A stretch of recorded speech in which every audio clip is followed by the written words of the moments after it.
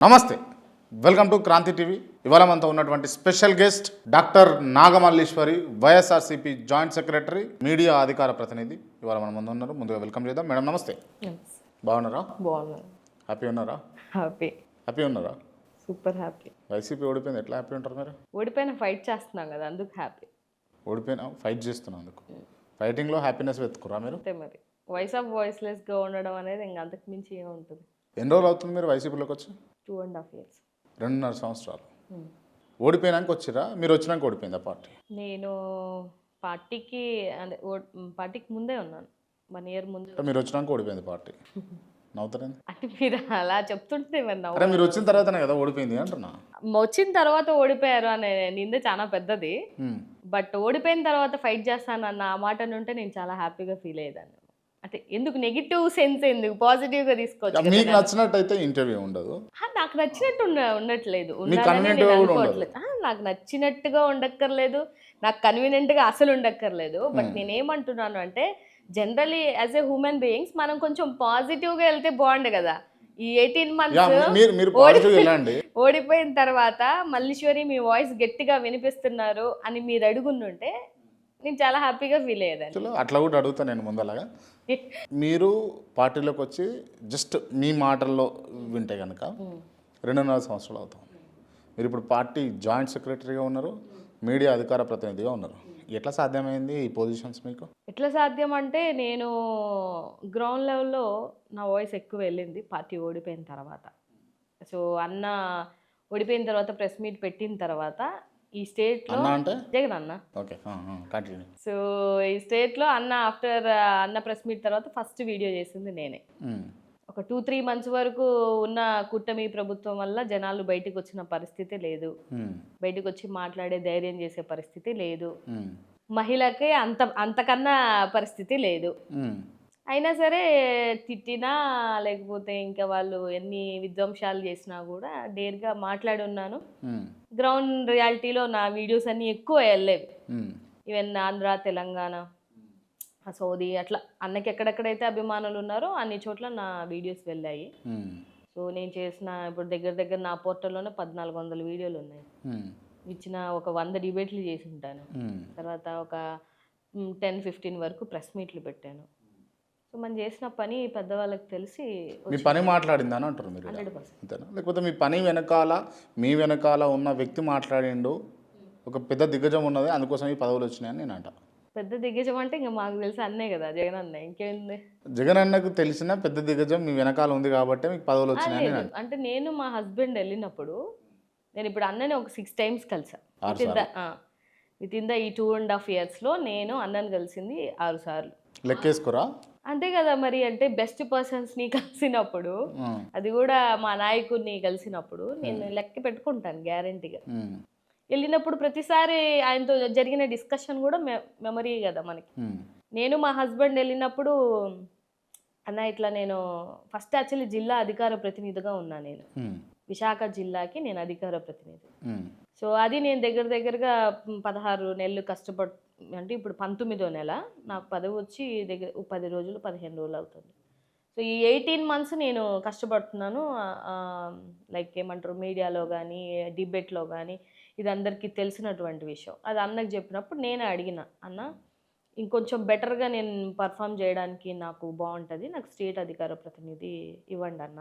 మీరు అడిగారు? అడుగుతాం కదా, పని అడగపోతే ఎవరిస్తారండి? అమ్మైనా పెట్టదు కదా.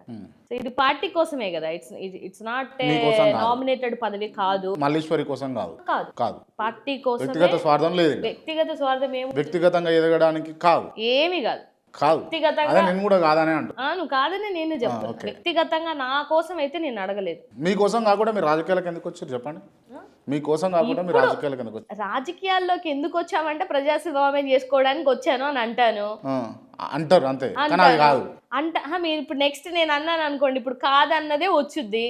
ఎందుకంటే నేను 10 ఏళ్ల నుంచి ప్రజాస్వామ్యంలో ఉన్నటువంటి అమ్మాయిని నా NGO ద్వారా ఈ హోప్ ఫౌండేషన్ అనేది పెట్టి ఇప్పటికి 10 సంవత్సరాలు.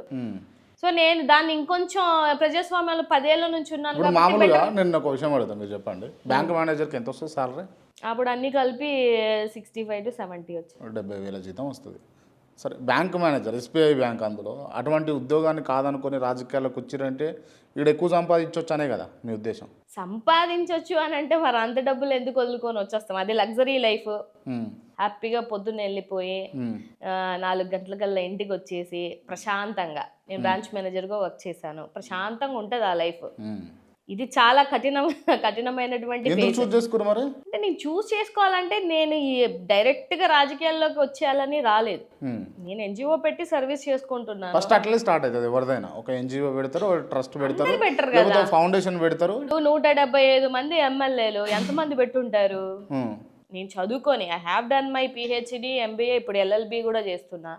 నాకు అవసరం లేదు కదా.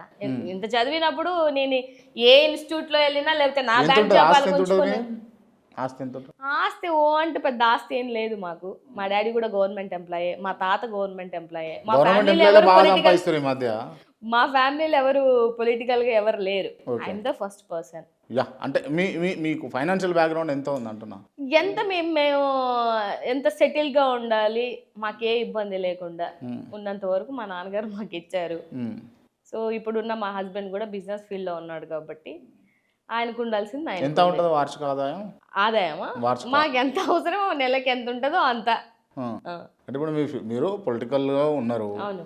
రేపటి నాడు ఎమ్మెల్యేనో ఎంపీనో లేకపోతే ఏదన్నా అవకాశం వస్తే ఓ చట్టసభలో కూర్చోవడానికి పోవడానికి కొంత ఖర్చు అయితే పెట్టుకోవాలి. ఏ కాన్స్టిట్యున్సీ కొంత ఖర్చు పెట్టుకునేదంత అంతే ఉంది. కొంత కొంత కొంత కొంత కొంత కొంతే ఉంది, ఎక్కువ లేదు మీద. ఎక్కువ పెట్టాల్సిన అవసరం ఏముంటది?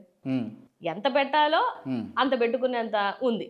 అంటే నా కార్యకర్తలకు కానీ లేకపోతే నేను నిలబడే నియోజకవర్గానికి కానీ ఏమైనా కష్టం వచ్చినా నష్టం వచ్చినా చేసుకోగలిగినంత అయితే ఉంది.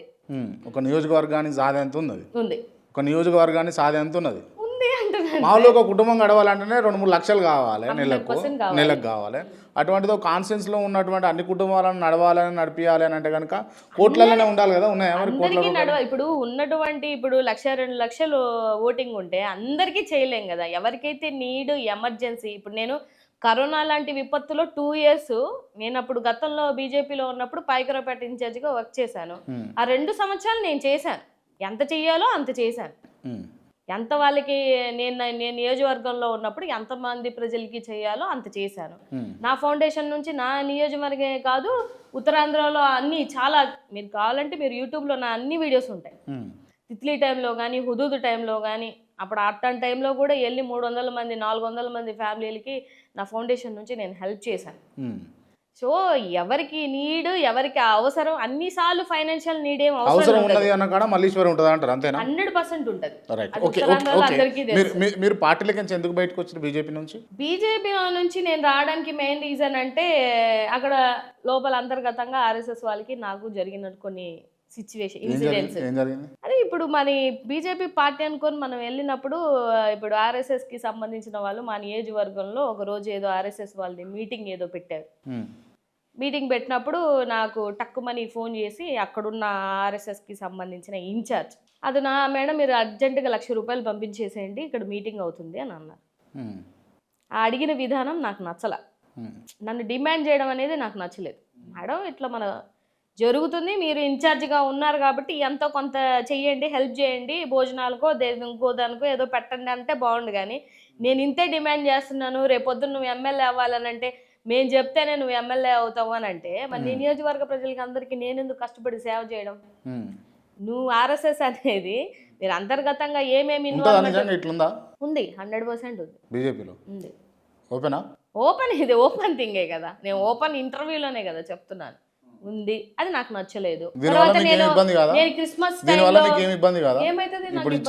నాకేమైతుంది ఇబ్బంది? నేను అది ఖండించి ఆర్ఎస్ఎస్ వాళ్ళతో గొడవపడి వచ్చినటువంటి అమ్మాయిని, నాకేం ఇబ్బంది అవుతుంది? ఇలాగే క్రిస్మస్ టైంలో కూడా నేను నియోజకవర్గంలో ఎవరో మినీ క్రిస్మస్కి వెళ్తే కూడా నన్ను నువ్వు చర్చికి వెళ్ళావు అని అంటే, మరి చర్చికి వెళ్ళకుండా నియోజకవర్గంలో ముస్లిం పిలిచినా వెళ్ళాలి, క్రిస్టియన్ పిలిచినా వెళ్ళాలి, హిందూ పిలిచినా వెళ్ళాలి. మరి ఇవాళ మోదీ గారు వెళ్ళలేదా? క్రిస్మస్కి వెళ్ళారా లేదా? వాళ్ళ ఆలోచన విధానాలు ఒకలాగున్నాయి, గ్రౌండ్ లెవెల్లో రియాలిటీ వేరేలాగా ఉంది. అది నాకు నచ్చలేదు. దట్టు బీజేపీ టీడీపీతో కలవడం అనేది నాకు అంతకన్నా నచ్చలేదు. టీడీపీ ఎందుకు నచ్చలేదు మీకు? నచ్చలేదు, వాళ్ళ మీద ఫైట్ చేశాను మీ కదా మీ నేను. మీ సిస్టర్ అంటే ఐ మీన్ మీ తోడి కోడలు అనిత గారు ఉన్నందుక ఆవిడ ఉండగానే కదా, ఆవిడ టీడీపీ ఇన్ఛార్జ్ అయితే నేను బీజేపీ ఇన్ఛార్జ్. ఆవిడ ఉండగానే కదా నేను ఉన్నాను. వాళ్ళ మీదే మేము ఫైట్ చేసాం. 2014 నుంచి 19 వరకు ఉన్నింది ఎవరు? వాళ్ళ ప్రభుత్వమే కదా. మరి వాళ్ళ మీద నేను ఫైట్ చేసి మళ్ళీ వెళ్ళిపోయి వాళ్ళ పార్టీలో కలవడం అనేది నాకు నచ్చలేదు. అవును రైట్. ఇప్పుడు సిచ్యువేషన్ వచ్చింది కాబట్టి అడుగుతున్నా. ఇప్పుడు అనిత గారు మీ తోడి కోడలు కదా, ఒప్పుకుంటారు అదేనే ఫస్ట్ చెప్పండి. సార్ నో అవునా కాదా? అవును. అవునే కదా, కరెక్టే కదా. రైట్. మంచి ఏం చక్కగా టీడీపీలో పని చేసుకోవచ్చు కదా, ఎందుకు ఇదంతా పెంట? నాకు ఇష్టం లేదు అంటున్నానండి. ఇప్పుడు అనిత ఇష్టం లేదా, పార్టీ ఇష్టం లేదా? పార్టీ ఇష్టం లేదు, పార్టీ ఇష్టం లేదు, పార్టీ విధి విధానాలు నాకు ఇష్టం లేదు. విధి విధానాలు ఇష్టమైతే నేనే వెళ్తాను కదా. ఇప్పుడు కూటమిలో ఉన్నప్పుడు ఇప్పుడు నేను అక్కడ ఉంటే నేను అక్కడ ఆమె టీడీపీ నుంచి ఎమ్మెల్యే అయింది. ఇప్పుడు బీజేపీ నుంచి నేనే కదా, సెకండ్ క్యాడర్ నాదే కదా. నేను అనుకుంటే నాకు నామినేటెడ్ పదవి ఇవ్వరా? ఇస్తారు కదా సార్. జనసేన అతనికి కూడా ఏదో ఇచ్చినట్టు ఉన్నారు. సో అలాగా నాకు ఏదో వచ్చేది కదా, లేదంటే హోంమంత్రి పక్కనే ఉండేదాన్ని కదా. సో నాకు విధి విధానాలు నచ్చనప్పుడు అది ఏ పార్టీ అయినా ఏ చుట్టమైనా ఎవరైనా కూడా సో అది నాకు నచ్చలేదు. అంటే తెగింపుగా లేకపోతే రూడ్గా ఇంత ఉన్నారు కదా, దీని వెనకాల రీజన్ ఏంది? రూడ్ నేను ఎక్కడ రూడ్ అండి? గట్టిగానే మాట్లాడతారు కదా. నేను గట్టిగా మాట్లాడతాను, మరి నాకు తప్పు అనిపిస్తే తప్పు అని చెప్తాను, కరెక్ట్ అంటే కరెక్ట్ మాట్లాడతాను. దాన్ని రూడ్ ఎట్లా? సరే దీని వెనకాల ఉన్నది ఎవరు? దేని వెనకాల? మీ వెనకాల ఉన్నది ఎవరండి? నా వెనకాతలు ఇద్దరే ఉన్నారు. ఎవరు? ఇద్దరు కూడా కాదు, ముగ్గురు ఉన్నారు. ఎవరు? ఒకటి మా అంబేద్కర్ గారు, రెండు మా జగన్ అన్న, ఈ రెండు కాకుండా నా పర్సనల్ గా నా భర్త. ఇంకెవరు ఉంటారు? రైట్, మంచి పాయింట్కి వచ్చారు. ఎస్, మీరు belongs to Mala community. Okay, మీ భర్త కాపు కమ్యూనిటీ. సో అదే మీకు ఫెచ్చింగ్ అవుతుంది. ఒక మీ భర్త కాపు సామాజిక వర్గం కాబట్టి ఇలా మీరు రాజకీయాలు నెట్టుకొస్తారు అని నేను అంటాను. అసలు మీరు ఇప్పుడు ఇంటర్వ్యూ ఈ విషయం ఇప్పుడు చెప్పేదాకా నాకు తెలిసి ఒక 70% ఎవరికి తెలియదు. నేను ఒక కాపు అబ్బాయిని పెళ్లి చేసుకున్నాను అన్న విషయం 70% వరకు ఎవరికి తెలియదు. మీరు ఎక్కడో ఎంక్వైరీ చేసి పాపం చెప్పేసినట్టున్నారు. ఈ ఇంటర్వ్యూ ద్వారా తెలుస్తుందేమో. అంటే నాకు నేనుగా, నేను దళిత మహిళగా, నేను ఒక చదువుకున్న మహిళగా నేను సంపాదించుకుందే ఇదంతా. మీరు మా హస్బెండ్ అడిగినా అదే చెప్తారు, తన కష్టమే. అంటే ఆయన క్రెడిబిలిటీ ఇస్తే మీరు ఒప్పుకోవట్లేదు.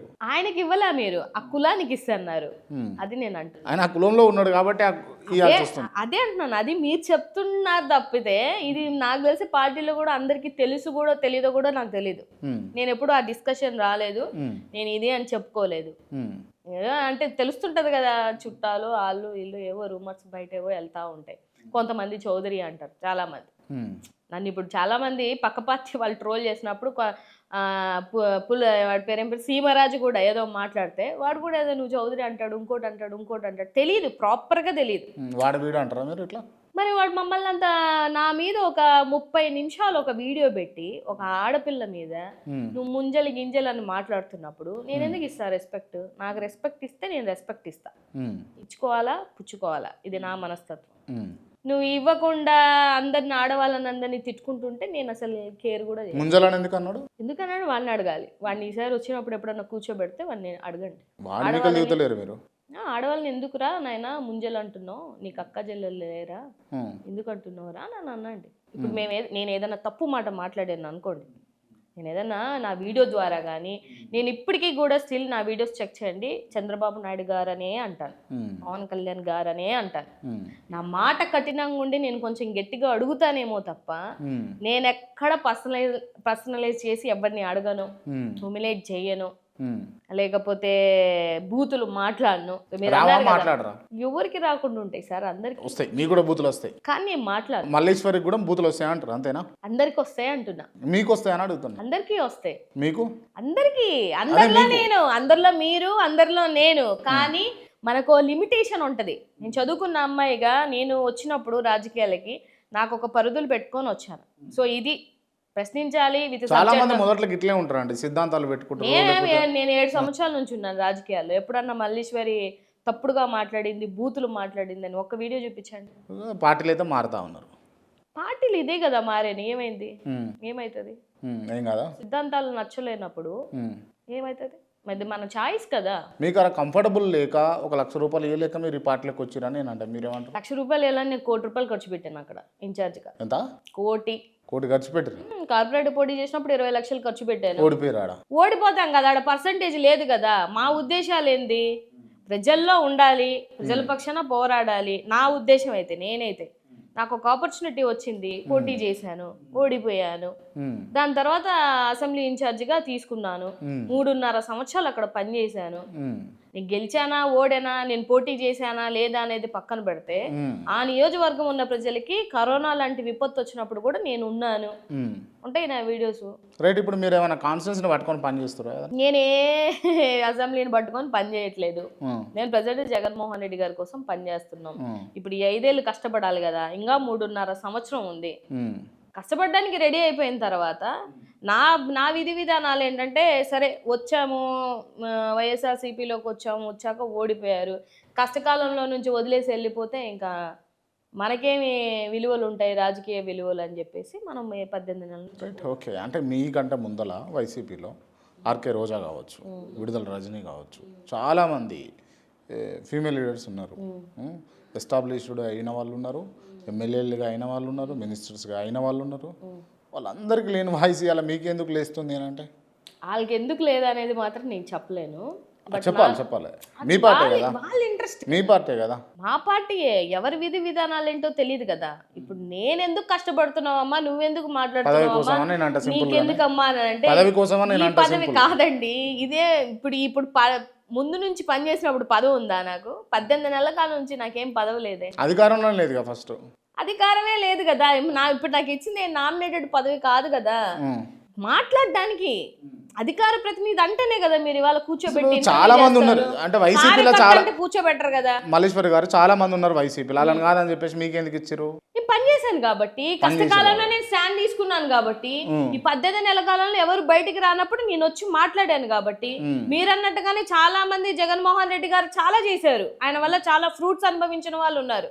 ఏది చిన్న కమిషన్ మెంబర్ దగ్గర నుంచి డైరెక్టర్ల దగ్గర నుంచి అప్ టు రాజ్యసభ వరకు ఉందామనుకున్న వాళ్ళు ఉన్నారు, వద్దనుకున్న వాళ్ళు వెళ్ళిపోయారు. వాళ్ళతో కంపేర్ చేస్తే నేను బెటరే కదా. నేను ఏమి స్వార్థం లేకుండా ఈ పార్టీ రాజకీయాలలో స్వార్థాలు లేకుండా ఉంటారా? రాజకీయాలలో స్వార్థాలు లేకుండా ఉంటారా? స్వార్థం లేకుండా, ఇప్పుడు స్వార్థం లేకుండానే కదా పని చేస్తున్నాం. ఇంకా లేకుండా ఉండడం ఏంటి? అది మీరు భవిష్యత్తులో ఏ పదవి కూడా పొందరా? ఇస్తే తీసుకుంటాను. మళ్ళీ ఇదేంటి మరి? అదేంటిది మరి, కష్టపడినప్పుడు ఏ పని ఎక్కడైనా ఏ ఆఫీస్ లో పని చేసినా కూడా నేను ఇంత పని చేశాను, దీనికి తగ్గటువంటి పదవి ఇవ్వండి అని నన్ను అడగడంలో తప్పు లేదు కదా. స్వార్థం కాదా అది? స్వార్థం ఎందుకు అవుతుందండి? ఇప్పుడు మీరు పని చేసి అడగడం స్వార్థమా? పదవి వస్తుంది పని చేయడం స్వార్థమే కదా. పదవి తీసుకొని పని చేయడం స్వార్థం, పని చేసి పదవి అడగడం స్వార్థం కాదు. అది స్వార్థం కాదు. అరే అది నా హక్కు, నా హక్కు అది. అవునా? ఓకే. నా హక్కు ప్రకారమే నేను అడిగాను. అన్న చెక్ చేసుకున్నారు, అవును అమ్మాయి పని చేస్తుంది, వచ్చిన రిపోర్ట్లు వచ్చి ఉంటాయి, అందుకనే నాకు ఇచ్చారు. రేపొద్దున 3.5 సంవత్సరాలు కూడా పని చేస్తాను. సరే మాట్లాడతా, ఈ విషయాలు మాట్లాడతాం మళ్ళా. రైట్. మీరు టీడీపీని ఎందుకు అంత అపోజ్ చేస్తున్నారు? అది విధ విధానాలు నాకు నచ్చవు కాబట్టి, వాళ్ళు చేసింది ఏం లేదు కాబట్టి. ఈ రాష్ట్రాన్ని నాశనం చేసింది ఏదన్నా పార్టీ ఉందంటే టీడీపీ పార్టీ. ఎక్కడ? అన్ని ఆంధ్రప్రదేశ్ లో ఎక్కడంటే కొన్ని చెప్పరా నాకు? కొన్ని చెప్పండి. ఈ విషయంలో నాశనం అన్నారు కదా, నాశనం అంటే అది ఏముండదు, బూడిదే. ఆ బూడిద ఏడుందో బూడిదే కదండి. ఇప్పుడు విజనరీ 40 సంవత్సరాల రాజకీయ చరిత్ర, 15 సంవత్సరాలు సీఎం అయినటువంటి ఒక వ్యక్తి ఇంకా ఆంధ్ర రాష్ట్రాన్ని నేను అభివృద్ధి చేసే ప్రయత్నంలోనే ఉన్నాను అని అంటే, ఇప్పుడు వరకు చేసింది ఏం లేదనే కదా అర్థం. అవునా? నీతి ఆయోగ్ ఇచ్చినటువంటి రిపోర్టు ప్రకారం లెక్కలు చూసుకుంటే ఆంధ్ర రాష్ట్రంలో పేదరిక నిర్మూలన అనేది వాళ్ళ హయాంలో జరగలేదే. జరిగిందా?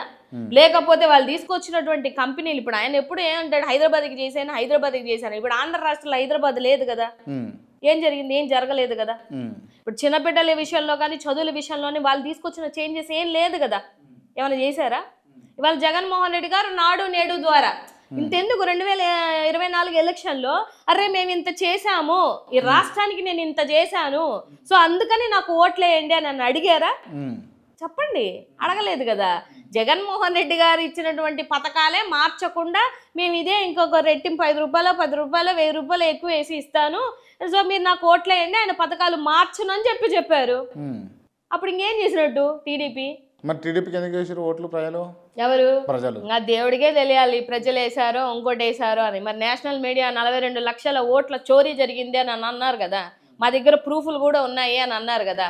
ఇప్పుడు ఓట్లేసిన రోజుకి కౌంటింగ్ రోజుకి తేడా వచ్చిందంటే మరి ప్రజలు ఓట్లేసినాయా లేకపోతే వీళ్ళు ఓట్లు కొని తెచ్చుకున్నటువంటి ఓట్లు అనేది రాష్ట్ర ప్రజలకి నెక్స్ట్ దేవుడికే తెలియాలి. చలో మీరు వైసీపీలో లేరు, వైసీపీ అధికారంలో ఉన్నప్పుడు, బట్ మీరు చెప్పండి, మీరు 151 అప్పుడు వైసీపీకి వచ్చినానంటే అది కూడా ఇదే తంత? ఏ తంతు? మీరు అన్నారుగా ఓట్లు కొనుక్కుర్రు, ఓట్లు తెచ్చు. అవును, అప్పుడు ఇలాంటి డిఫరెన్స్ రాలేదు కదా. ఓటింగ్ అయిన రోజుకి ఓటింగ్ అయిపోయిన రోజుకి ఓటింగ్ కౌంటింగ్ రోజుకి డిఫరెన్స్ రాలేదే. వచ్చుంటే మీరు కోర్టుకి వెళ్ళాలి కదా, వాళ్ళు వెళ్ళలేదే. తర్వాత ఛార్జింగ్ విషయంలో కూడా వాళ్ళు ఛార్జింగ్ పెట్టి మళ్ళీ రేపొద్దున ఛార్జింగ్ పెరిగిందంటే అర్థం ఏంటిది? పోనీ మూడో థింగ్ ఏంటి, అక్కడ ఉన్నటువంటి హిందూపూర్ లో కూడా అక్కడ మీరు ఒక వార్డు చెక్ చేసుకుంటే ఆడ గెలిచింది కార్పొరేటర్ ఏమో వైఎస్ఆర్సీపీ అయితే 0. మళ్ళీ మేము గెలిచినటువంటి తిరుపతిలో ఎంపీ ఎవరంటే మా ఎంపీ, ఎమ్మెల్యేకి అక్కడ ఏమీ లేదు. అంటే ఇవన్నీ ప్రజల్లో ఉన్నటువంటి ఆలోచనలే. నాకు డౌటే, ఇదే డిస్టర్బెన్స్ ఆ రోజు అక్కడ వచ్చిండుంటే నేను అక్కడ ఉన్నాను కదా, నేను వేరే పార్టీలో ఉన్నాను కదా, ఉన్నప్పుడు మరి మాకే డౌట్ రాలేదే, మాకెక్కడ రాలేదు. పోనీ ఆ కూటమిలో ఉన్న వాళ్ళకి డౌట్ వచ్చుంటే వాళ్ళన్న కోర్టుకి వెళ్ళే వాళ్ళు. చలో అంటే మీరు కేసు వేయాలి కదా, వేసిరా? వేసిన వాళ్ళకి వాళ్ళు ఏం సమాధానం చెప్పారు? ఏం చెప్పలేదు కదా. ఏం చెప్పారు? లేవు, 24 అవర్స్లోనే మొత్తం అంతా ఈ పీరియడ్ వరకు ఈసీ ఇన్ఫర్మేషన్ అంతా ఉంచాలి. లేవు అంటే ఏంటి అర్థం? మేము ఎరేజ్ అయిపోయినాయని కాసేపని, లేవని కాసేపని, మళ్ళీ మేము ఇలాగే పెడతామని కాసేపని. ఈసీ ఎందుకు అంత బాధపడాలి?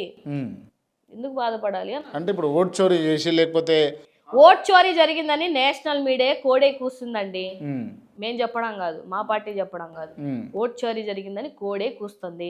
చాలా సర్వేలు చేసినటువంటి పెద్ద సర్వేసే 42 లక్షల చోరీ జరిగిందా ఆంధ్రప్రదేశ్లో అని చెప్పారు. మరి ఉత్తికే ఏం స్టేట్మెంట్లు ఇచ్చారు కదా. నేషనల్ మీడియాలో అంత పెద్ద స్టేట్మెంట్లు ఇవ్వగలుగుతారా? మేము ఇలాంటోడో నాలాంటోడో లేదా కూటమికి సంబంధించిన వాడు ఎవడో క్వశ్చన్ చేస్తాడు కదా. కొద్దిగా వెళ్ళాలనుకుంటే వాళ్ళు ఏదో పిటిషన్ వేయాలనుకుంటే వేస్తారు కదా. అయినా సరే వాళ్ళు ఎందుకు చెప్పుంటారు నేషనల్ మీడియాలో? జరిగింది కాబట్టి. ఇప్పుడు ఎట్లా ఉంది ఆంధ్రప్రదేశ్లో పరిపాలన కూటమిది? బాగాలేదు. ఓకే, గతంలో వైఎస్ జగన్ది బాగుంది, చాలా బాగుండే కదా. Okay right. ఇప్పుడు జగన్మోహన్ రెడ్డి గారి గురించి మాట్లాడుకుందాము. ఎడ్యుకేషన్లో చాలా మార్పులు తెచ్చిర్రు వైఎస్ జగన్మోహన్ రెడ్డి అని అన్నారు.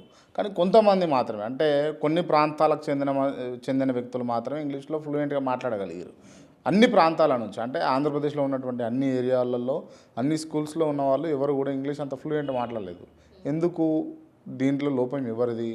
ఫ్లూయెంట్గా ఎందుకు మాట్లాడలేదు? చాలామంది మాట్లాడుతున్నారు కదా.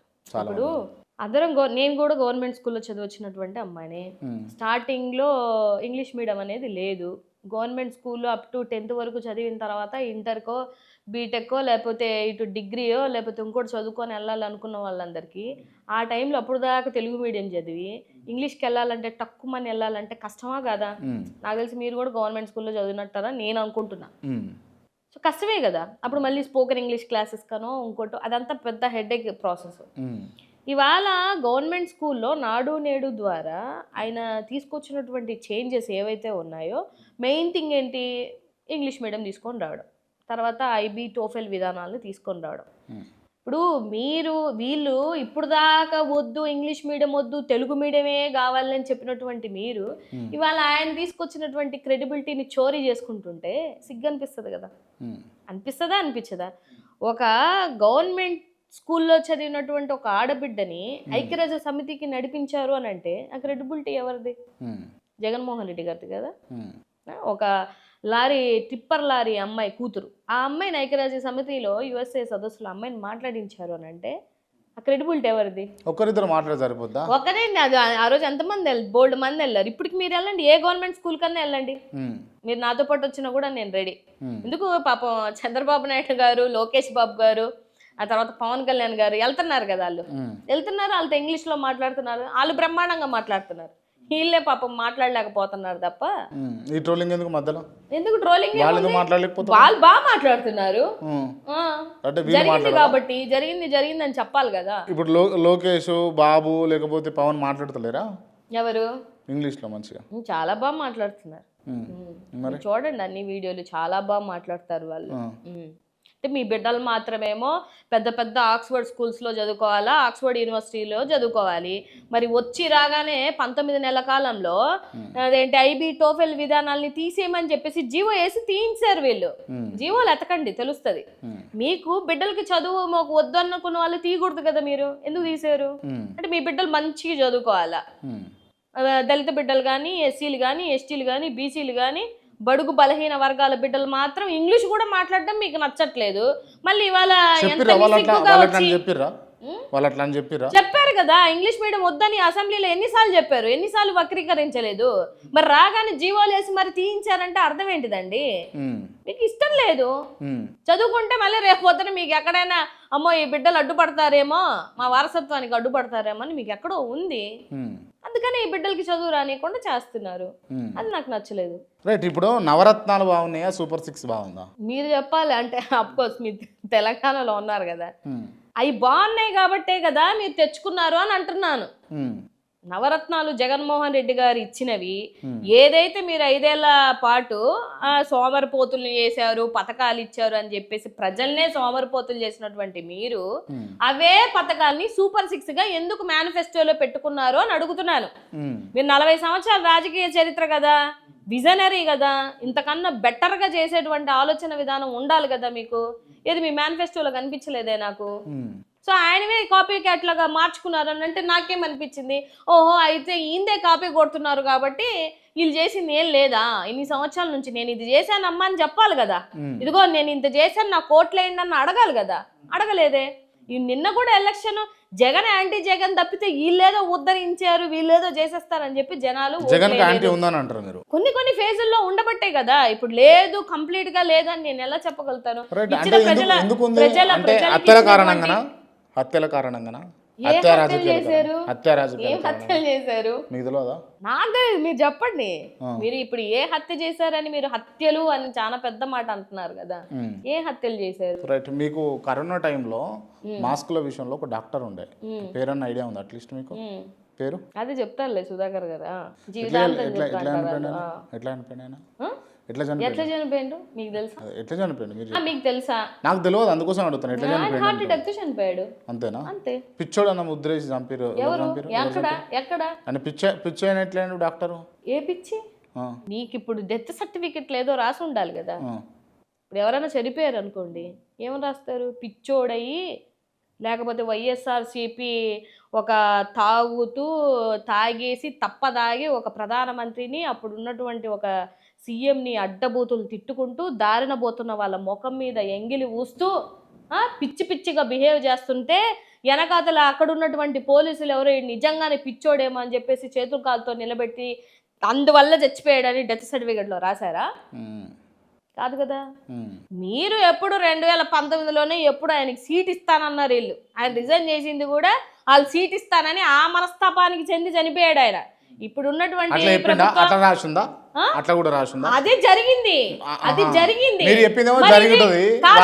అదే అంటున్నాను. ఇది మీరు యాక్సెప్ట్ చేయలేదు అనుకో, అది కూడా యాక్సెప్ట్ చేయలేరు. ఇది యాక్సెప్ట్ చేశారు అనుకోండి, ఇది కూడా చేయాల్సి వస్తుంది. అదే చెప్తున్నా నేను. జరిగింది ఏంది? ఆయన హార్ట్ అటాక్ ఎప్పుడు మాస్కో, ఆయన ఎప్పుడు చచ్చిపోయాడు? అక్కడ సంబంధించిన మా ఉత్తరాంధ్ర వాసియే కదా. ఆయన ఇప్పుడు చచ్చిపోయాడు, దేని వల్ల చచ్చిపోయాడు? డెత్ సర్టిఫికెట్లో ఏముందో తెలియకుండా ఒక దళితుడు మీద నిందేసేద్దామని రెడీ అయిపోతే అది ఎంతవరకు కరెక్ట్ అంటున్నా.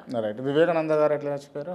అది ఇప్పుడు ఉన్న ఇలా గవర్నమెంట్ ఉంది కదా, ఎట్ట చచ్చిపోయారో ఇప్పుడు వాళ్ళు ఏదో అనుకుని ఉన్నారు, లేకపోతే వాళ్ళ బిడ్డ ఏదో అనుకునింది.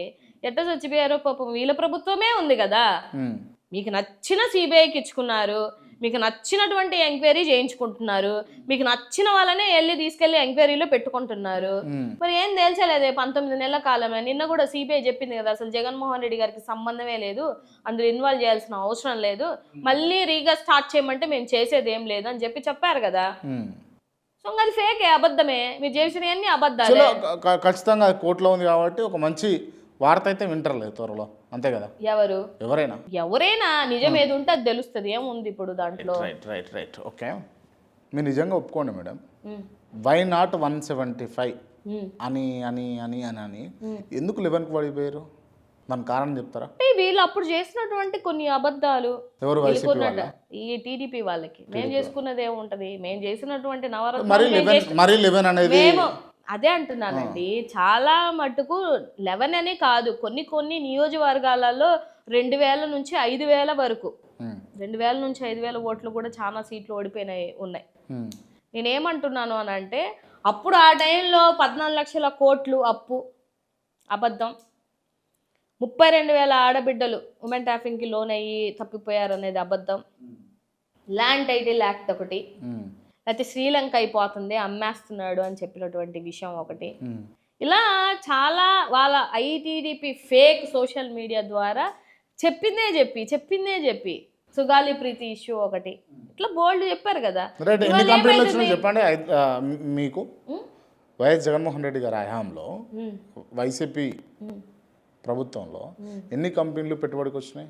నేను చెప్పడం ఏముంది, సెంట్రల్లోనే ఒక క్వశ్చన్ అడిగినప్పుడు అక్కడ ఉన్నటువంటి సెంట్రల్ మినిస్టరు 15,000 కంపెనీస్ వచ్చాయని డేట్స్ సహా, మీరు కావాలంటే వాళ్ళ పేపర్లో కూడా వచ్చింది, ఈ పచ్చ పేపర్లలో కూడా వచ్చింది, డేట్స్తో సహా ఏ ఇయర్ ఎంత వచ్చింది, ఎంత పెట్టుబడులు వచ్చాయని చాలా క్లియర్గా ఇచ్చారు. నేను చెప్పేది మేము చెప్పేది కాదు, అది మీరు చెప్పొద్దు నేను చెప్పొద్దు, మీరు కూడా ఒకసారి ఎంక్వైరీ చేయండి. ఈ రాష్ట్రంలో ఉన్నటువంటి ప్రజలు 15,000 కంపెనీలు వచ్చినాయా? అవును వచ్చాయి. రాకుండా వాళ్ళు ఎందుకు చెప్తారు? సెంట్రల్ ఏమన్నా అబద్ధం చెప్తుందా? వాళ్ళు ఇచ్చే రిపోర్ట్లు ఉంటాయి కదా. ఇప్పుడు మొన్న క్రైమ్ బ్యూరో రిపోర్ట్స్ కూడా ఇచ్చారు, ఉమెన్ ట్రాఫికింగ్ అట్లాంటిది ఏం జరగలేదు, జీరో, అట్లా తప్పిపోయిన వాళ్ళు కనుక్కున్న వాళ్ళు అట్లా ఏం లేదు, ఓ 3,000-4,000 మంది ఇష్యూస్ జరిగాయి, అది కూడా మళ్ళీ కనుక్కొని తీసుకొని వచ్చి అన్నీ జరిగిపోయాయి అని చెప్పేసి క్లియర్ చిట్, అది నేషనల్ రిపోర్ట్. మరి అందులో ఉండాలి కదా 32,000 మంది తప్పిపోయారన్న విషయం లేదే. ఇదే పవన్ కళ్యాణ్ గారు మళ్ళీ ఏం చెప్పారు, నేను అనలేదన్నారు. నేను అనలేదన్న వీడియోలు కూడా ఉంటాయి చూడండి.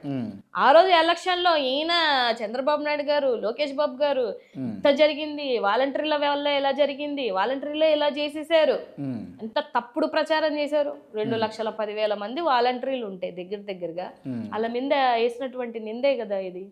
ఇవాళ ప్రూవ్డ్ థింగ్స్ కదా, ఇప్పుడు వాళ్ళు ఏవైతే నిందేశారో అన్ని ప్రూవ్ అయిపోయాయండి.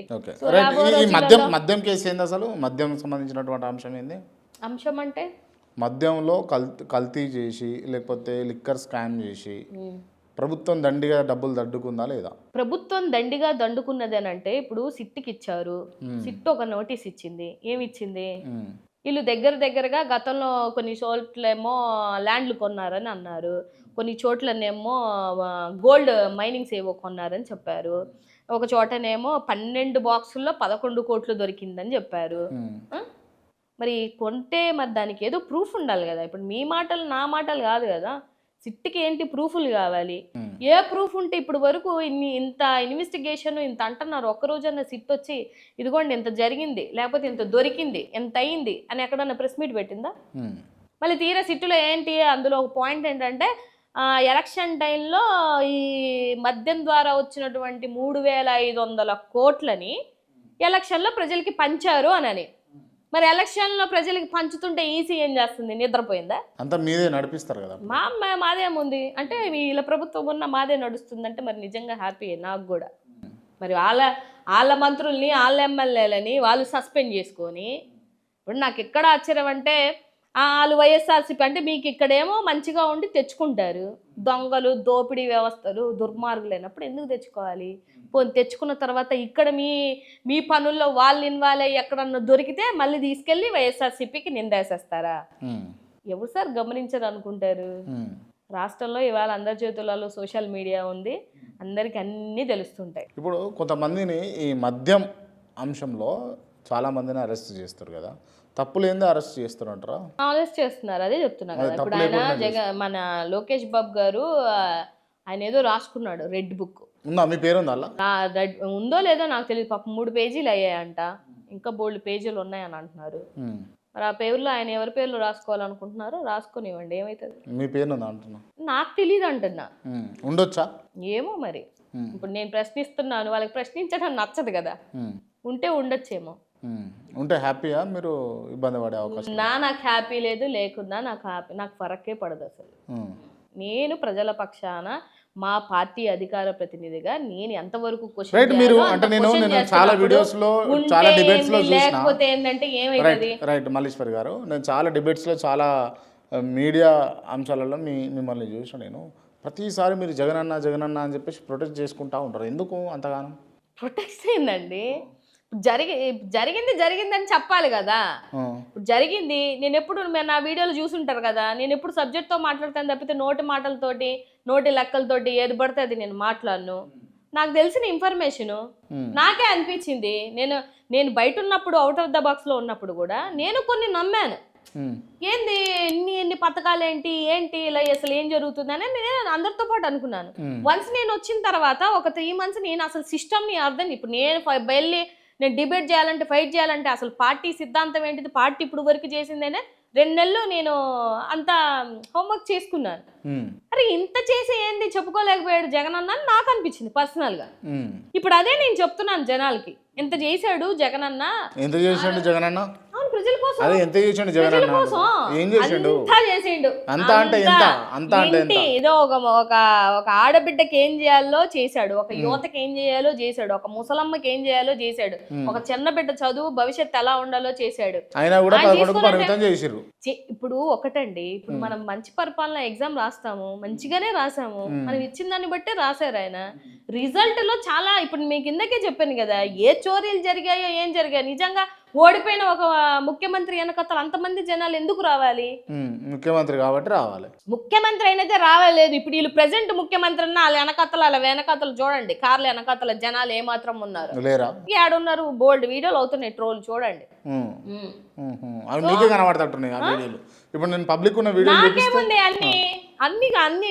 జరుగుతున్నటువంటి వాళ్ళు ఏరియాలకు వెళ్తున్నప్పుడు వెనకాతలో ఉన్నటువంటి వీడియోస్ వాళ్ళన్నీ కనిపిస్తున్నాయి కదా నేను ఒక్కదాన్ని చూడడం ఏంటి అందరూ చూస్తున్నారు ప్రపంచం అంతా రాష్ట్రం అంతా చూస్తుంది మీకు కనిపించట్లేదేమో కానీ నాకైతే కనిపిస్తుంది రైట్ ఎంత హార్డ్ కోర్ ఉన్నారు కదా మీరు వైసీపీకి మీకు న్యాయం జరుగుతుంది అనుకుంటారా మీరు నాకేం న్యాయం జరగాలి అంటే మీకు ఏదన్నా పదవి రావాలి కదా వస్తుంది కష్టపడిన వాళ్ళకి పదవి ఇస్తాడు జగన్ అన్న 100% ఇస్తారు అలాగే కదా అందరికి ఇచ్చారు నందిగం సురేష్ అన్న ఏమీ కాదు ఎంపీ ఇవ్వలేదా లేకపోతే టిప్పర్ లారీ డ్రైవర్ కి ఎమ్మెల్యే ఇవ్వలేదా జిల్లాకు ఉన్నటువంటి ప్రెసిడెంట్ గా చేసిన ఒక మహిళకి ఎంపీ ఇవ్వలేదా ఆయన అనుకుంటే ఆయన నిజంగానే కష్టపడుతున్నారు అనుకుంటే 100% ఇస్తారు ఓకే ఆ నమ్మకం ఉన్నది మీకు 100% ఉంది ఓకే రైట్ మిమ్మల్ని ఏ స్థానంలో చూడొచ్చు మేము భవిష్యత్తులో ఏ స్థానంలో చూడాలనుకుంటున్నారు మీరు నేనేం అనుకోవట్లేదు మీరు ఏ స్థానంలో ఉంటారా అంటున్నా సరే డెఫినెట్గా ఎవరైనా రాజకీయాల్లోకి వచ్చిన తర్వాత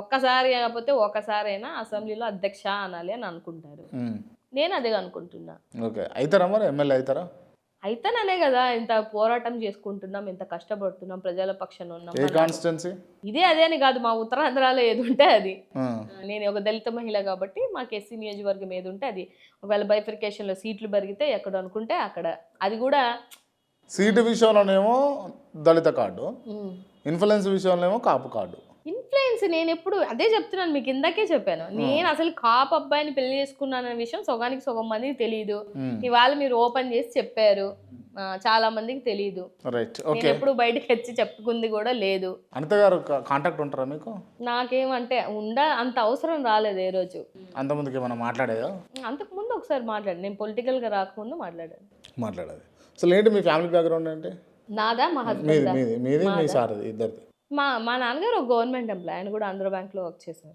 క్యాషియర్గా చేసి ఆయన రిటైర్డ్ అయిపోయారు ఓకే మా తాతగారు ఒక గవర్నమెంట్ ఎంప్లాయ్ మాది అంటే ఎడ్యుకేటెడ్ ఫ్యామిలీ అందరూ మా బాబాయ్లు అందరూ వెల్ సెటిల్డ్ మా మేనత్తలు వాళ్ళు చేసుకున్న హస్బెండ్లు కూడా వెల్ సెటిల్డే నేను ఓన్లీ 1 గర్ల్ చైల్డ్ నాకు 2 యంగర్ బ్రదర్స్ వాళ్ళు సెటిల్డే మా హస్బెండ్ ఫ్యామిలీ వాళ్ళంతా వాళ్ళు కొంతమంది ఆల్మోస్ట్ వాళ్ళు సెటిల్డే సెటిల్డ్ అంటే ఏంటిది సెటిల్డ్ మంచి పొజిషన్లో ఉన్నారు కదా ఫుల్ పైసలు ఉన్నాయి అన్నట్టు అంతే ఫుల్ పైసలు అని కాదు మనం ఎవరిని ఒక చెయ్యి చాచకుండా ఎవరిని అర్జించకుండా మీరు అన్నటువంటి మనకి ఇంట్లో గడిచినంత గడిచి ఇప్పుడు మనం కారు బండి డ్రైవరు ఇవన్నీ మెయింటెనెన్స్ ఉంటుంది కదా సో అవన్నీ మనకి వెల్ సెటిల్డే మంచిగా చదువుకున్నాం మేమందరం ఇటు వీళ్ళ ఫ్యామిలీ అయినా అటు మా ఫ్యామిలీ అయినా ఎట్లా వచ్చారు మీరు ఆఫీస్కి వచ్చారు ఎట్లా వచ్చారు కార్లోనే వచ్చింది ఏ కార్ నార్మల్ కార్ ఇన్నోవా కార్లో వచ్చాను ఇన్నోవా కార్ ఓకే అదే అడుగుతున్నా జస్ట్ నేను లేదులేండి ఇంకా అంటే ఇప్పుడు అదేంటి పెద్ద పెద్ద ఫార్చునర్లు ఇంకా మేము ఆ స్థాయికి రాలేదు. మేమంతా నార్మల్ ఫ్యామిలీయే.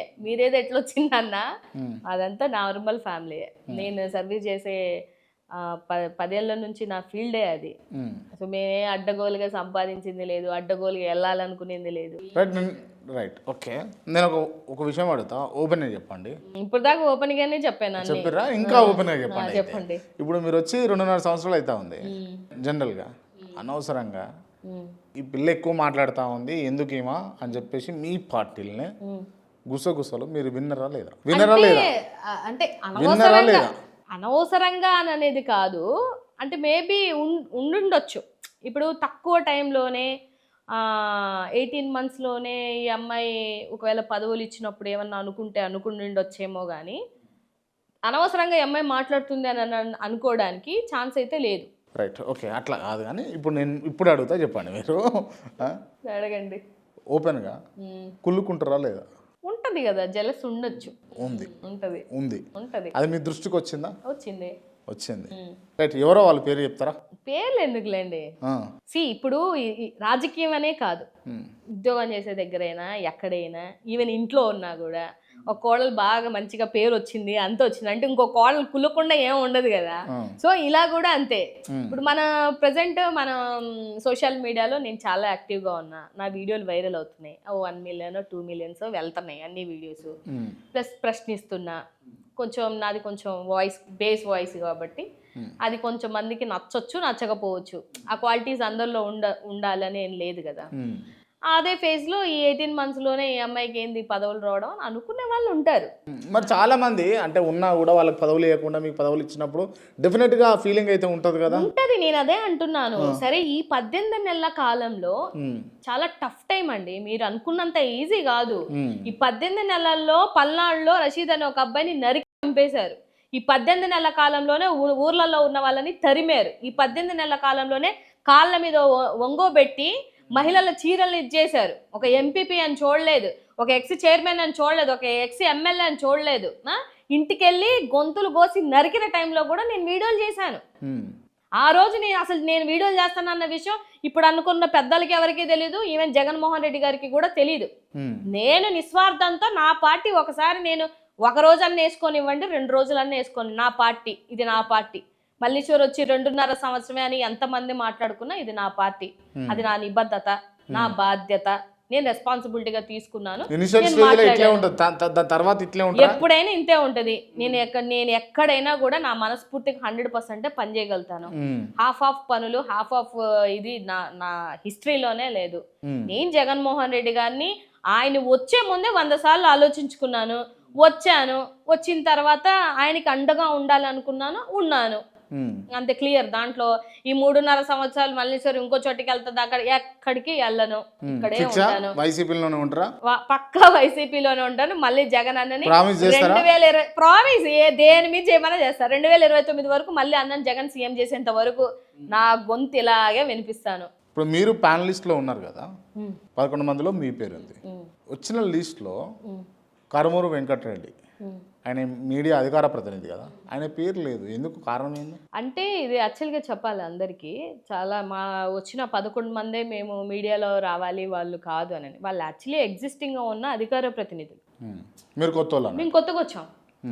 కొత్తగా అంటే వాళ్ళు గతంలో పార్టీ ఉన్నప్పటి నుంచి ఇప్పుడు నాగార్జున యాదవ్ కానీ, తర్వాత శివశంకర్ రెడ్డి కానీ, తర్వాత వెంకటరెడ్డి గారు కానీ, తర్వాత గాంధీ గారు కానీ, వీళ్ళు ఆల్రెడీ ఎగ్జిస్టింగ్గా ఉన్న వాళ్ళే. సో మేము ఇప్పుడు కొత్తగా ఈ 18 months కష్టపడిన వాళ్ళు ఎవరు డిబేట్స్లో ఫైట్ చేస్తున్నారు, ఎవరు ఎంతవరకు లైన్ దాటి మాట్లాడుతున్నారు అని అన్నీ అబ్జర్వ్ చేసి మాకు 11 మందికి ఆ యాక్సెస్ ఇచ్చారు. బోరుగడ్డ మీ పార్టీయా కాదా? మా పార్టీ కాదు కదా, మీరు ఆల్రెడీ ఇంటర్వ్యూ చేశారు కదా, మీకు క్లారిటీ వచ్చి ఉంటుంది మా పార్టీయా కాదా. మీ పార్టీ కాదా? కాదు. మీ పార్టీ నాయకులు సపోర్ట్ చేస్తారు కదా మరి తనకి? ఎవరు చేశారు? చాలా మంది నాయకులు. అదే ఎవరు చేశారు చెప్పండి, పేర్లు కూడా మీకు తెలియదా? నాకు తెలియదు. మా పార్టీ వాళ్ళైతే ఎవరు చేయరు. మా పార్టీ కాదు, మాకు సంబంధం లేదని పార్టీ నుంచి ఒక లెటర్ వచ్చిన పార్టీ నుంచి అఫీషియల్ గా వచ్చిందా? అది తాడేపల్లి నుంచి వచ్చిందా? తాడేపల్లి నుంచి వచ్చిందా? షూరా? షూర్. 100% షూర్. కానీ ఏ మీడియాకి ఇవ్వలేదు, ఎక్కడ ఇవ్వలేదు. ఎందుకు ఇవ్వలేదు? అన్ని సోషల్ మీడియాలో తిరిగింది కదా. వైసీపీ అంటే హ్యాండిల్లో మా హ్యాండిల్లో ఇచ్చాము, మా పార్టీ పేజీలో ఇచ్చామంటే ఇంకా అది అఫీషియలే. ఉత్తిగే వేరే వేరే పేజీలలో నుంచి ఎక్కడో నుంచి రాదు కదా. అంటే వాడుకున్న రోజులు వాడుకున్నారు, ఇప్పుడు పక్కన పెట్టిరా. ఏం వాడుకున్నారు? ఏం వాడుకున్నారండి?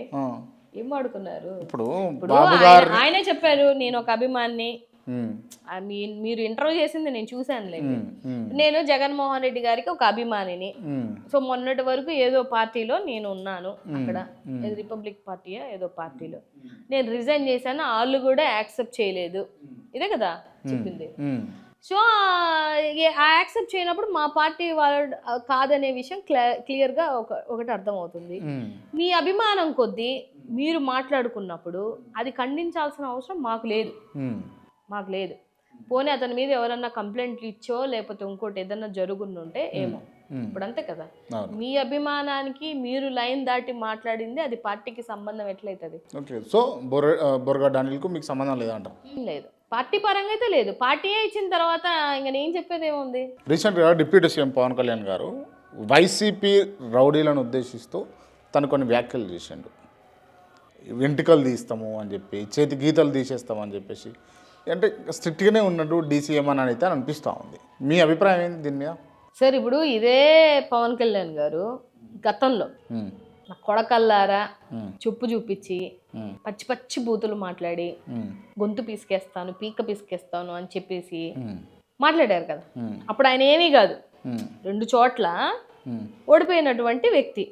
అప్పుడు ఉన్నటువంటి ఎమ్మెల్యేలని, సీఎంని, మంత్రుల్ని నోటికి ఏదొస్తే అది మాట్లాడారు కదా. గీత దాటితే గీతలు తీసేస్తాను అని అన్నారు కదా. మరి ఆ రోజు జగన్మోహన్ రెడ్డి గారు ఏమన్నా ఆయన గీతలు తీసేశాడా? లేదు కదా. పోనీ వీళ్ళ క్యాడర్ని పచ్చి బూతులు ఇప్పుడు కూడా మాకు అవే బూతులు. మేము ఎక్కడ బూతులు మాట్లాడకపోయినప్పటికీ కూడా మహిళను అనే కన్సర్న్ కూడా లేకుండా వచ్చి మీద పడి పచ్చి బూతులు తిట్టేసి వెళ్ళిపోతారు. మరి మీ క్యాడర్లో ఎంతమంది తోలు తీసేయాలి మీరు? ఎంతమంది రోమాలు తీసేయాలి మీరు? మీరు జనసేన పార్టీకి డిప్యూటీ సీఎం కాదు, ఈ రాష్ట్రానికి డిప్యూటీ సీఎం. ఈ పదవిలో ఉన్నప్పుడు ఆ రోజు గీత దాటి మాట్లాడింది మీరే, ఇవాళ గీత దాటి మాట్లాడుతుంది మీరే. సో మీ ఆ పదవిలో ఉండి మీరు విచ్చలవిడిగా ఏది బట్టి అది మాట్లాడతాను, రౌడీలాగా బిహేవ్ చేసి రౌడీలాగా మాట్లాడుతుంది మీరు. సో మీ పద్ధతి మార్చుకుంటే బాగుంటుందేమో అని నేను అంటున్నా. Okay, right. అండ్ మీరు హిందువులా? నేను హిందువా? పవన్ కళ్యాణ్ కంటే హిందువా మీరు? పవన్ కళ్యాణ్ కంటే కూడా హిందువా? నేను అదే చెప్తున్నా సార్, మీరు హిందూ కదా, నేను కూడా హిందూ కదా. నేను ఎక్కడ చెప్పుకోను నేను హిందూ అని. ఎందుకంటే నేను పెట్టుకున్న బొట్టు, నా నా ఏమంటారు, నా ఇది వేషధారణ, లేకపోతే అన్ని చూస్తే తెలిసిపోతుంది కదా నేను హిందూ. నేను సనాతన ధర్మాన్ని, ఒక అద్దెకు తెచ్చుకున్న సనాతన ధర్మాన్ని తెచ్చుకొని ఇవాళ విచ్చలవిడిగా మాట్లాడుతుంటే, ఇప్పుడు ఆయన సొంత నియోజకవర్గంలోనే దళితుల్ని బహిష్కరించారండి. ఏం చేశాడు ఆయన? ఏం చేయలేదు. ఇప్పుడు నువ్వు ఆ రోజు దళితులను అంటుంటే నీకు సిగ్గు రాలేదా? నాకు సిగ్గు వస్తుంది అని చెప్పి ఎలక్షన్ ముందు మా దళిత నియోజకవర్గాలలో వెళ్ళి విచ్చలవిడిగా మాట్లాడేసి వచ్చావు ఆ రోజు. మరి నీ నియోజకవర్గంలో దళితుల్ని బహిష్కరణ అనే మాట మీరు యాక్సెప్ట్ చేస్తారా? అది రాజ్యాంగంలో ఉందా పదం? ఎప్పుడో మా తాత ముత్తాతల టైంలో, మా తాతకి ముత్తాతలు ఆ టైంలో బహిష్కరణ అనే మాట విన్నాను. ఇప్పుడు నువ్వు మళ్ళీ ఈ కూటమి వచ్చిన తర్వాత నీ సొంత నియోజకవర్గాల్లోనే ఎందుకు జరుగుతుంది? స్కూల్ బిడ్డలు వాళ్ళు చెప్తున్నారు కదా బయటకు వచ్చి, మమ్మల్ని దళితులని ఇలాగ ఇబ్బంది పెడుతున్నారని. అంత చిన్న వయసులో ఉన్న బిడ్డలకి చెప్పాల్సిన అవసరం లేదు కదా. రాజకీయాలు ఇంజెక్ట్ చేసిరా పిల్లలకి అని చెప్పి అదే అంటున్నాను. పోనీ వెళ్ళావా, మాట్లాడావా? నువ్వు ఆ నియోజకవర్గానికి ఫస్ట్ ఎమ్మెల్యే, దాని తర్వాత నువ్వు డిప్యూటీ సీఎం. నువ్వు వెళ్తేనే కదా అది నిజమో అబద్ధమో కాదనేది ఎలా తెలుస్తుంది? అలా పేరెంట్స్తో ఏమన్నా మాట్లాడావా? పోనీ మాట్లాడిన వ్యక్తిని ఏమన్నా సస్పెండ్ చేసావా? లేదు కదా. ఇప్పుడు అది ఎస్సీ కమిషన్ దగ్గర ఉంది. గతంలోనే ఒక దళితుడిని కోసి మరీ చంపేశారు. అక్కడక్కడే జరుగుతున్నాయి, ఇంకెక్కడా జరగట్లేదు.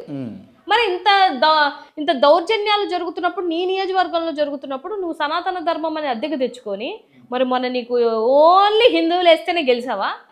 క్రిస్టియన్లు మనుషులు కాదా? లేకపోతే ముస్లిమ్స్ మనుషులు కాదా? కరెక్టే కదా సార్. ఇప్పుడు నేను ఇందాకే చెప్పాను, ప్రధానమంత్రి గారు వెళ్ళారు, ఆర్ఎస్ఎస్ చీఫ్ గారు కూడా వెళ్తారు చర్చికి. ఇక్కడున్న వాళ్ళు ఈ షో ఆఫ్లు అద్దెకు తెచ్చుకున్న వాళ్ళు షో ఆఫ్ చేయాల్సిందే తప్పితే ఆర్ఎస్ఎస్ చీఫ్ కూడా చాలా సార్లు వెళ్ళారు. ముస్లిమ్స్ దగ్గరికి వెళ్ళారు, క్రిస్టియన్ దగ్గరికి వెళ్ళారు, పోపుల్ని కలుస్తారు ఆయన, ఈయన కలుస్తారు, ప్రధానమంత్రి గారు కూడా నిన్న వెళ్ళారు. మరి నీదేంది అంటున్నా నేను, నీ అద్దెకు తెచ్చుకున్న ధర్మం ఏంది? అద్దెకే మరి నువ్వు గతంలో అన్నావు కదా, నేను బాప్టిషన్ తీసుకున్నాను, నేను క్రిస్టియన్ని. మీరు చూడలేదేమో పాపం, వీడియోలో ఒకసారి చూడండి. తెచ్చుకున్నానన్న వ్యక్తివి అద్దెకు తెచ్చుకున్నావు ఇవాళ. తెచ్చుకొని ఇప్పుడు నేను అని అంటే, ఇప్పుడు సనాతన ధర్మంలో కొన్ని ప్రవచనాలు చెక్ చేస్తే అందులో శూద్రుల కోసం ఉంటది, రాసి ఉంటది. 5-6 వచనాల్లో అనుకుంటాను. ఏముంటదంటే, శూద్రుడు అన్నవాడిని నాలుక కోసియాలి, శూద్రుడు అన్నవాడిని వాడు ఒకవేళ విన్నా, ఈ పాండిత్యాన్ని విన్నా, చదివినా వాడిని అడ్డంగా కాళ్ళు చేతులు తీసేయాలి, ఆ శూద్రుడు అనేవాడిని బహిష్కరించాలి. ఇవన్నీ ఉంటాయి దాంట్లో చాలా. ఇప్పుడు సనాతన ధర్మాన్ని అంబేద్కర్ గారు ఎందుకు కాల్చేశారు మీరు చెప్పండి? అది వద్దనే కదా, మనస్మృతిని కాల్చిందంటే దాంట్లో భాగమే ఇవన్నీ. మీరు చెప్పుకున్నటువంటి భాగం. అప్పట్లో మహిళలకి ఎలాంటి ప్రియారిటీ ఉండేది, మహిళలు దేనికి ఏ అవయవానికి పన్నులు కట్టారు, కొన్ని పేజీలే నేను చెప్తున్నాను. మీరు ఇప్పుడు ఆ కొన్ని పేజీల్లోనే ఎంతో మంది మహిళలకు ఇబ్బంది, ఎంతో మంది శూద్రులకి ఇబ్బంది. నువ్వు ఎంత సనాతన అద్దెకి తెచ్చుకున్నా కూడా నువ్వు కూడా ఒక శూద్రుడివే, తమరు కూడా ఒక శూద్రుడే. చదువు బాగా, పుస్తకాలు చదివానన్నావు కదా, 2 లక్షల పుస్తకాలు. ఈ పుస్తకం కూడా చదువు. పెద్ద పెద్ద వాళ్ళందరూ ఎందుకు విభేదించారు మనుధర్మ శాస్త్రాన్ని అనేది చదివితే తెలుస్తుంది. సో అందుకని నేనేమంటున్నాను అని అంటే, మీకు పరిపాలన చేతగాక, ప్రజల యొక్క బాగోగులు చూసుకునేటువంటి తీరు చేతగాక, మతాల మధ్య చిచ్చు, కులాల మధ్య చిచ్చు, నా సనాతన ధర్మం అనే చిచ్చులు పెడుతుంది మీరు. ఇది మార్చుకుంటే బాగుంటది అని అనేది నా అభిప్రాయం. Right, okay, wish you all the best madam. Thank you so much. And interview close చేసే ముందు నేను కొంతమంది పేర్లు చెప్తా, వాళ్ళకి సంబంధించి ఓన్లీ 1 word ఆన్సర్ ఇవ్వాలి మీరు. చెప్పండి. నారా చంద్రబాబు నాయుడు, అబద్ధాల కోరి. వైఎస్ జగన్మోహన్ రెడ్డి, ఓ చరిత్ర. నారా లోకేష్, ఇమ్మెచ్యూర్డ్. పవన్ కళ్యాణ్, ఊసరవెల్లి. అనిత, జాతి ద్రోహి. రాయపాటి అరుణ. 4 కోసం ఏం చెప్తాం సార్, ఏం చెప్తాను చెప్పండి. ఇప్పుడు మీరు అడిగిన పెద్దవాళ్ళందరూ ఎంతో కొంత రాష్ట్రానికో ఎంతో కొంత అలా నియోజకవర్గానికో ఏదో చేసినటువంటి వ్యక్తులు కాబట్టి నన్ను ప్రెడిక్ట్ చేయమంటే నేను అబ్జర్వ్ చేసింది చెప్పగలుగుతాను. రాయపాటి ఏముంది, ఏం చెప్తాను. నాగబాబా భిక్ష, ఒకరు భిక్ష పెడితే పొలిటిక్లోకి వచ్చినటువంటి వ్యక్తి. తోడు దొంగ. RK Roja fire brand. Vidadala Rajini. Hard worker. Kodali నమ్మిన బంటు. Good political leader. Byreddy Sabari. తండ్రి పేరు చెప్పుకొని వచ్చిన వాళ్ళు అమూల్ బేబుల్ అంటారు కదా. Byreddy Siddhartha Reddy. Youth force. Malleswari. Self respect ఉన్న ఒక woman. Journalist Kranthi. Ground to earth అనుకుంటున్నాను. కష్టజీవి. Thank you so much. Thank you.